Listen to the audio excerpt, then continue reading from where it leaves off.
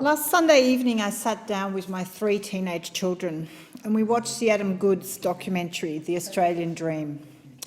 The documentary deconstructs racism, racial politics and discriminatory treatment that Adam Goodes throughout his AFL career and of many other Aboriginal players. And it's not easy to watch, but I think it needs to be seen by everyone. As it ended, my family and I sat there in disbelief. How could one of our greatest Australian sportsmen be treated so abhorrently by football fans, media commentators, anonymous trolls online, and many in the public? As a former athlete, I know it's hard enough maintaining your fitness and preparation for competition, let alone dealing with disgusting racist taunts and vilification for so long. For every person out there, imagine being booed every time you go to work or play sport for your local team, and all because of what you look like.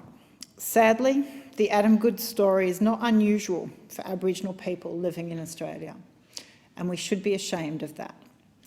Only last week, social media was flooded with support for a young 9-year-old Aboriginal boy, Quaden Bowes, who has dwarfism and was being relentlessly bullied.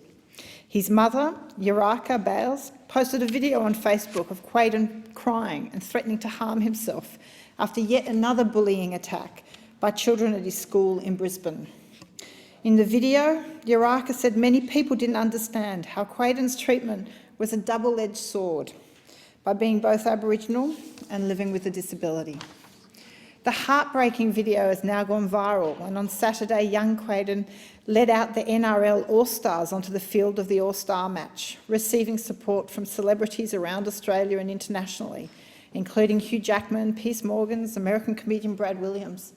But how do we get to this? How, as a society, does it need to take such a tearful video and such an extreme for us all to stop in our tracks and actually take notice?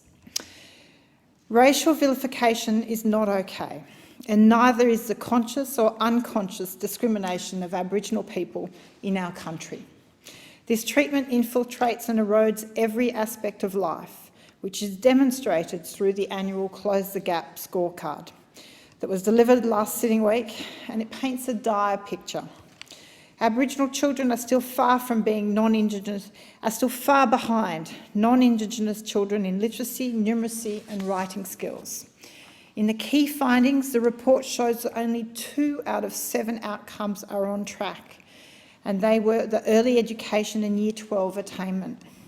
The outcomes that weren't on track included child mortality, literacy, numeracy, employment, school attendance and life expectancy. I mean, that is just the most shocking one of all. It's hard to believe that this is the 12th year the report has been tabled in Parliament, and yet the outcomes are not improving. Prime Minister Scott Morrison conceded that the outcomes for closing the gap should come from someone in the Indigenous community rather than a top-down government knows best approach. I completely agree. The outcomes are disappointing, but I do believe there is hope. Last week, I ran around Lake Burley Griffin here in Canberra with the Indigenous Marathon Foundation.